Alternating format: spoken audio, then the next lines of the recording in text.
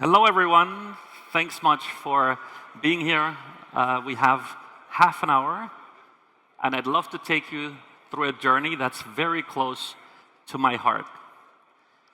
Before I start, briefly about myself. I'm a Swiss citizen. I was born in Vienna, father from Germany, so I'm a Dach child. I then moved to New York and lived my life in San Francisco doing tech startups. And this is my fourth one, first one in Europe, but the previous three were always in industries that went through a transformation. You might remember in '99 music with Napster, and then video with Netflix, and then advertising. And we were allowed to play a role in each of those transitions, and hopefully I'm on all your phones at least 3 times. So if you use Shazam, the algorithm was my team and myself, or if you use Netflix, the database was my team and myself. And so coming back to Europe, I realized quickly that there is a huge problem to be solved, and that was about 10 years ago, around sovereignty of Europe. And so the topic of European sovereignty, probably because I lived in both places for a while, was extremely apparent when Donald Trump showed up in his first run. So let me take you back to 2018 at a conference just like this. I don't know if you've seen that. 2 hours ago, a real coincidence, a 1-cent America First fee on all US card transactions paid by Europe. This is already now checkmate. We will be spending billions of dollars going across the pond. So if this doesn't wake us up, I don't know what will, right? Of course, that was a fake tweet, but it could happen because we Europeans have no way to respond, right? So join us on the mission. Thanks much. So that was 2018 when Trump was in office for a few weeks, and I was really anticipating, he's a wheeler dealer, a clever man, that the biggest Achilles heel of us Europeans is our payments. Payment is the most frequent use case in all of your lives. Payment is the most honest use case in your life. Every payment reveals your preferences better than anything you could possibly ask for. If I have your payment history, I know you better than you know yourself. And so the payment grid, as you well know, is in the hands of 2 brilliant companies, Visa, MasterCard. Each are 600 billion plus minus market cap. And we Europeans have nothing that governs the rules and rails of how we move our money. And so it didn't take long. Trump didn't do much, but Zuckerberg came to Switzerland and started, if you recall, the Libra project. And that's when, at least at that point, everybody got scared, also the ECB, trying to figure out what this means if the tech companies built their own. Libra got dismantled, but I did call all the other payment projects in Europe that were going around. The Nordics, super successful with Swish, Vips, MobilePay, but then also the Swiss with Twint, Ambiway from Portugal, and Bancontact from Belgium. And we got together in a room, and we said, look, is there a way to collaborate? Because each system is owned by the respective banks. So Swish from Sweden, super successful, is owned by the Swedish banks. And of course, it's not their #1 priority to make this work in Portugal, right? So since I was the only entrepreneur in the room, I said, let's try to figure this out. And so we built the following vision. The vision is roaming, payment roaming. You all know the term with your telco, with your SIM card. Let's briefly recap. If you have a SIM card in your phone by T-Mobile, your legal, technical, and commercial relationship is with T-Mobile, and with T-Mobile only. When you land in Italy, you get a push message. Welcome to Italy. Vodafone Italia is now your network. You don't really care, right? Because the mast of Vodafone talks with GSM to the SIM card in your phone, and then the carriers connect and send each other the packets, the data, the megabytes, the minutes. They reconcile, they pay each other. You as a user seamlessly do a phone call in Rome, not really caring about the magic that goes on to make this work. And it's the only way to make it work. If there was no roaming, a politician's answer might have been, we need to own this infrastructure. It's critical, so let's build a carrier in Brussels, let's put up new masts, and let's distribute 500 million SIM cards. You would all be laughing. This is not a good vision. So we said, let's create this vision. There's enough networks in Europe. What if we build payment roaming? What does payment roaming mean? You use one system, and you pay in the merchant network of the other system. A pretty tough nut to crack. It didn't exist anywhere in the world, but Europe is a special animal with 22 networks. And so me and my team, we built the legal working group, the commercial, and the technical working group to try to solve this puzzle. And you have to solve all three. If in payments you miss one, the whole thing will not work. But lo and behold, after a year and a half, we were doing the first transactions. So I was able to go with my Blue Code app to Milano, order an espresso, the terminal comes, and instead of paying with Visa, MasterCard, a QR code shows up in Italy, which is by the system Bancomat. And so I scan that foreign QR code. As a user, I don't really know, and I don't really care. I see on my phone, Caffè Francesco, €5. I press, okay, sounds good to me. And via the roaming bridge, as you can see, a central bridge in the middle, we exchange the data between the schemes.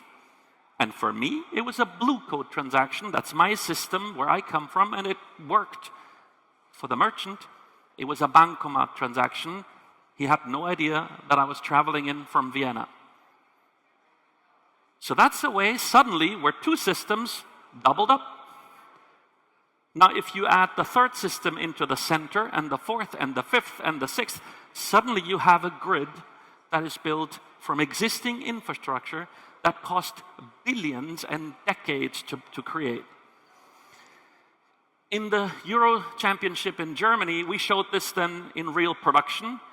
So what you can see is the waiter coming to the guest.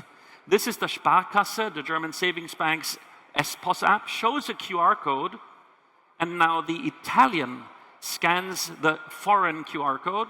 It goes through the roaming bridge, exchanges the data, the Italian says okay, and the merchant has received the money. Nobody really needs to understand the legal, technical, and commercial grid. So, 2024, everything working fine. Now suddenly this association starts growing because the Polish have Blik, which is a great system in Poland. The Spaniards have Bizum. The Italians have Bancomat. And so we became a slightly bigger group, and we also started focusing on peer-to-peer roaming. So if you want to send money to someone in a different country, all you need to know is their phone number, and then it roams from one system to the next. You are in a beautiful country here in Germany, but in Germany, unfortunately, over the last 10 years, there were quite a few retries. Maybe some of you still know these brands that came and then they went again, which is unfortunate because to build a network takes roughly 10 years. Swish is 2012, MobilePay is 2014, and in Germany you kept on restarting from scratch. But time's up, who cares about the past? In 2020, Germany and France bundled up to build EPI, the European Payment Initiative, and with the Benelux, this project took hold 6 years ago. So now what are you seeing in Europe? You have many of the great banks in Europe being behind the EPI-Vero initiative, and it couldn't be alive without Martina Weimert, who we saw yesterday, so she's the light and soul of this project. A really difficult job, and she's really pushing hard. And then you have, of course, the others that are still around since about 10 years.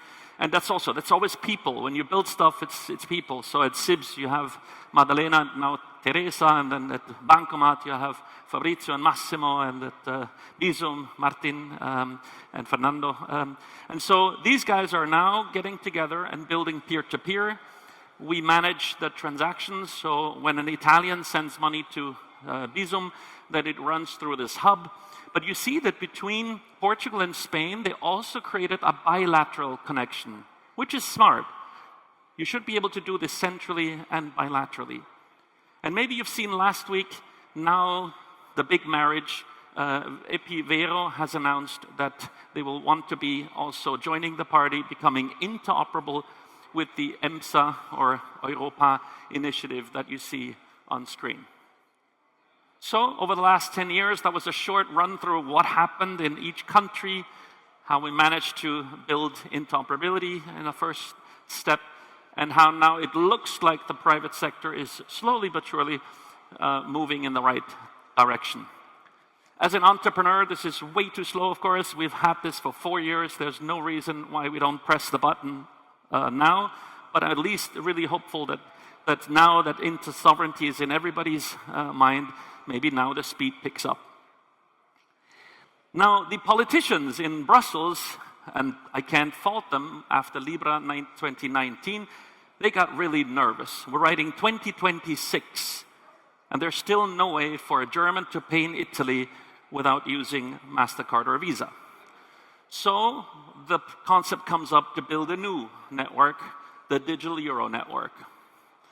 A hugely ambitious project. If you know how this thing really technically should work, and legally and commercially, this is probably, in my view, the biggest project Europe has ever done, will ever do, contemplates of doing, whatever you want to say. Because you need to build a platform, connect 3,500 banks, 1,000 acquirers, 40 million merchants. This is an order of magnitude, in my view, much larger than the SEPA system or the move to Euro cash.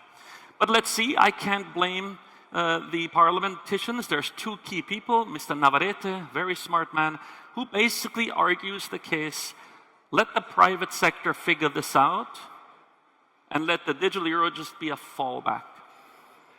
And then you have the other side, Mr. Nikos Papandreou, on the socialist side, who says, look, time is up. The private sector hasn't delivered. This is mission critical. The ownership of this infrastructure is absolutely key for Europe. Now you have these two parliamentarians, what they call in Brussels the rapporteur and the shadow rapporteur, now discussing how to pull this off. There's 1,500 amendments flying through Parliament. In the current session, that's in Cyprus, the goal is to have a vote by May, June, this time frame, to either say yes or no. It looks like it's more a yes since yesterday's vote. So it looks like the train is moving, but now it's extremely important, and I can't stress this enough, how this thing is architected. If you make a mistake in the fundamental way of how this should work, you can create the biggest disaster holding back this continent. If you build this in a smart way to scale along with the private sector, you could leapfrog every other continent. And the next 6 months will tell if it goes this way or this way. And both are equally likely. Now, this was a bit of history, so we're all on the same boat of what happened in our beautiful continent for 10 years, and we still haven't really figured it out. And so maybe here now is a vision of how to actually make it happen. Again, there's many assets in Europe. There's 12 QR code type schemes. There's about 10 card-based schemes. And so the way to do this, in my humble opinion, would be to first make a definition. What is sovereignty exactly? The word is used so easily, right? And then some people come and it's saying it's on an Apple or Samsung phone, which is American, or it's a Chinese card terminal from the company Pax. So what exactly is sovereignty? Where does it start and where does it end? For a payment system, sovereignty means the following. If the company that governs the rules and rails is in Europe and majority owned by Europe, if the software on the phone of all of you is European, the SDK, if the what's called token service, that's the most important technical element, is European, and equally important, the kernel software, that's the software on the device when you tap. If that's at least the IP is in Europe, then if you fulfill these criteria, you can actually be called a sovereign system. It's very hard to distract if you own those elements. If you miss one or two, you're out. So one thing would be to look at Europe's assets and figure out who in Europe actually matches the sovereign systems label. Vero will be a checkbox and Visum will be a checkbox. But frankly, even something most of you have in your pocket, the old Giro card, it's no longer being talked about, but it makes more transactions than all of the other stuff combined, and it sits there. It has been invested in for decades, and in my view, it should be part of the equation. The French have the carte bancaire. Right? So you can see some logos on the screen, and the first job would be of a legislator, in my view, or of the ECB, to figure out which one contributes as a sovereign systems label. And I would probably make that a true label that the ECB manages. And now, as a legislator, in my view, there's 3 simple steps. The first one is, if you carry that label as a network, time is up. You have a right, a privilege, and an obligation to this continent. You must become interoperable. You must be opening for roaming to the other systems, with no barriers and no surcharges, which is almost identical to 15 years ago, the legislation for your SIM card roaming, if you remember. 18 years ago, when you went to France, you paid roaming charges, huge ones, until the parliament stepped in and said, no barriers, no surcharges. Roaming, open up. So in my view, step number 1 as a legislator, you say whoever carries the sovereign systems label must become interoperable. That means a Vero app can tap in Germany into the Girocard network, in France into the carte bancaire network, and all the other way around. The technology is there. We've shown this. It's live. It's no magic. It's all there. If you do that at step 1, you immediately have a huge grid, a distributed grid, not from a central place. So for us technology nerds, a much safer bet. Step number 2, you could argue the case that if you are a merchant in Europe, a flower shop here in Frankfurt, or a shoemaker in Dublin, if on your terminal you accept an international card scheme, by a certain date, you must accept at least one of the sovereign European systems. That's not a hard task to ask. An Austrian ski lift that only accepts the international card schemes today, they would go to their supplier and say, what do I need to do? The supplier looks at the terminal, and as payment professionals we know, that's an Ingenico terminal routing this way. I can give you the Girocard tomorrow. So what happens? Within the shortest time frames, you have about 20 systems running through Europe, covering the last mile for every merchant that's there. As a merchant, you have free markets, you have pricing power, you have competition, you have innovation.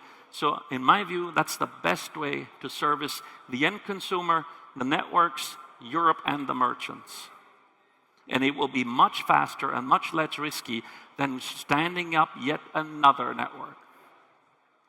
Now, once you do that, you're almost there. Because of step 1 and step 2, suddenly everyone can pay everywhere seamlessly, because you just tap terminals or show codes and it will just randomly, magically work.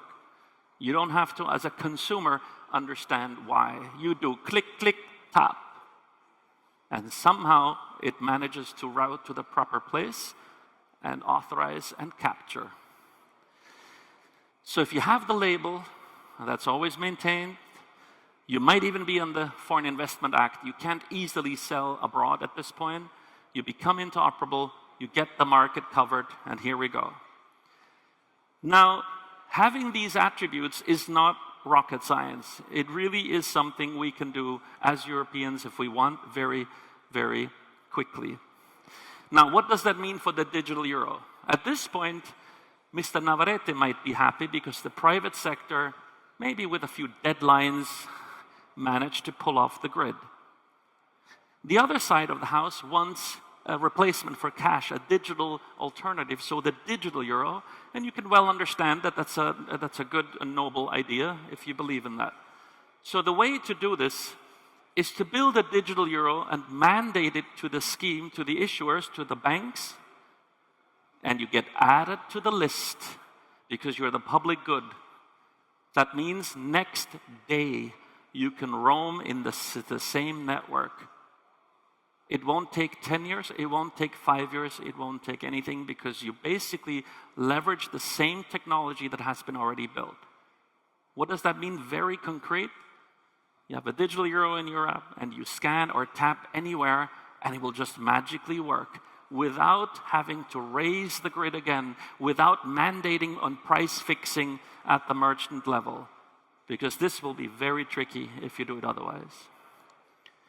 Now, if you do that, the digital euro might as well just be a funding source to the existing schemes, and suddenly, in my view, everyone wins. The merchants have competition to get good products at low prices.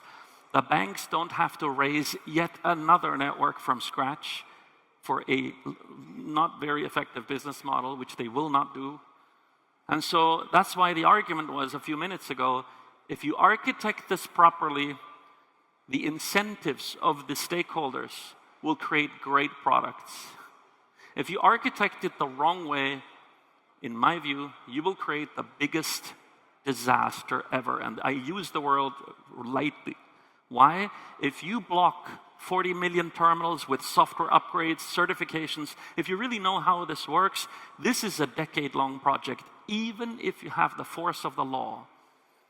And in that time, the private sector will be crowding out its own solutions. The ones that actually work, 105 million people and now 135 million with Vero are using these private solutions. That's a whole lot of people.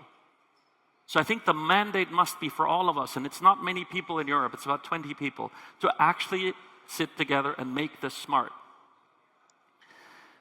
Now, at the end, here's what this could look like. Any app you like from your domestic system, from your bank, should be seamlessly tapping and scanning around in Europe without you understanding the complexity behind it, because you shouldn't care. The same way you don't care with your SIM card. It just works. Now, let's end on an optimistic note, because that is quite a very important 6 months where nobody knows how it's going to pan out, because it's obvious that people are not really talking to each other. They're talking in two different lanes. It's very risky. The banks in Europe argue to the parliament, stop what you're doing. You're not solving a problem. And the parliament, since 2 years, keeps answering, stop telling me what I should do. You are not solving the problem that I want to solve. I want to solve, as a parliament member, that an Italian can pay in Germany European. That's the problem I want to solve. And you keep telling me that I'm not solving a problem because the current solutions are good, but they are not pan-European. So people keep on talking on these two lanes, and it's very unfortunate because you need to do it where both sides have their arguments work, because both sides have a point. So again, the next 6 months will be quite key. Can it work? Of course it can work. So we, in the meantime, me and my team, we're 60 people, after all these years, showing that interoperability is live, proof of concepts and feasibility studies, and I know what Europe does all day long. I flew to Singapore, and we basically talked to all the other schemes in the world. In the whole world, there's roughly 100 of them. Many of them you probably know. The Amex card, the Diners card, the JCB card from Japan, or the China Union Pay card. These are 4 networks, huge in terms of size, and they're installed on many devices. If you like to travel in Asia, you probably know Alipay Plus in Hong Kong. You probably know Kakao Pay from South Korea, maybe PhonePe from Nepal. What we did over the last 3 years, we called all of them. We said, look, we're 450 million Europeans, and we love to travel, and on average, we have high salaries, and we are spending our money on vacations really happily. And with that argument, it was really surprising the speed, the effectiveness, the win-win spirit you see when we Europeans go abroad. Unfortunately, much less than when we stay here. So we signed up Alipay Plus. That's about 35 networks. I was in Hong Kong and in South Korea just a month and 2 ago, and I paid European in Hong Kong. What does that mean? You go out of the airport, there's a cab lane. They don't take cards. So you take your ride, the Hong Kong cab driver shows you this tiny little device with the Alipay QR code. I take my European app, scan that code, and now we exchange via roaming how much the network wants from me, but we're not sharing no name, no IBAN, no phone number, no personal information leaves the European continent. All I want to know is merchant category code transportation, 30 euros is asked for, and I as a European say yes. My legal, technical, and commercial relationship is with my European scheme, and only with that scheme. But I send over the message to Singapore saying, we got this. And if it means we got this, the system has a payment guarantee to the other side, and you leave the taxi and you paid European. I was probably the first European ever to pay in Asia without an American payment instrument. I don't know how else to do this. You would have to pick your Visa, MasterCard, otherwise you can't pay. Or you take your Alipay app and then you attach your Visa, MasterCard. But you can't pay any other way. So roaming works. So after we covered the eastern part of planet Earth, we went to Discover Networks. We can now tap on the terminal. Actually, since today, this morning, my team dropped me an iOS build so I can double-click and tap, and we're roaming through their 71 million terminals. Together, after we've got the approval now for mainland China, that's 160 million merchants. That's even more merchants than Visa itself. So if you combine all the payment schemes around the world onto a roaming grid, that's a European idea. You actually create a bigger, more sovereign network for us Europeans than standing it up on our own. To show you how this works, you see me here in South Korea, basically showing my blue, that's why blue is the color of Europe, showing my blue code, they scan it, it goes through the roaming, and the plastic bag was purchased for 6 cents European, directly from my checking account into Kakao Pay in South Korea. The same thing with contactless. You double-click your phone, you tap on a terminal. As a user, you don't need to understand any of this. You go click, click, tap. And once you go click, click, tap, we Europeans decide where do we route, on which roaming way, this transaction. For you as a European, it's a European transaction. And so, long story short, it's really fun now traveling around the world paying European. There's some Hong Kong with static QR codes, there's some Switzerland, there's some Western, there's the United States, wherever you want to go. You can pay sovereign European around the world by leveraging this roaming idea. So to close out, the motto of this conference is really, really good, but it carries an exclamation mark. And I would argue we're still in the question mark, exclamation mark. We here have to decide if we leave the solving of tough problems to governments or large institutions, or if we Europeans leave problem solving to entrepreneurs and individuals in some of these companies. That is the fundamental cultural decision we as Europeans need to make. Living in the States for a long time, and I mentioned this example, you all charge your car, even if it's a BMW or a BYD from China, you charge it electrically because Elon Musk exists. You can love him or hate him. It's not Tesla, it's him.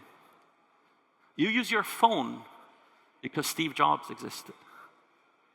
You post on social media because of Zuckerberg. Again, you can love him or him. You go on Google and search because of Sergey Brin. You watch your Netflix video because of Reid Hoffman. Every digital transformation comes from entrepreneurs who see a vision and run. If Americans entrust their toughest problems to this crowd, and we Europeans in a reflex trust I don't know who, we will fail. If we trust the entrepreneurs that this continent has to solve the tough problems, we will win. Why?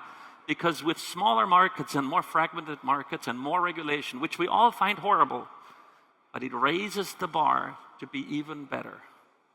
And so Europe should seize the moment. Has it seized the moment? We will know in 6 months how this digital euro, EPI, Vero, EMSA, all these buzzwords, if they end up in a really smart design that pushes Europe even beyond the other continents.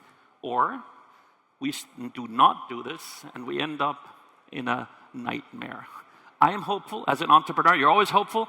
So thanks much for listening. If you have any suggestions, please come my way. And again, thanks for your patience for the half hour. Thank you.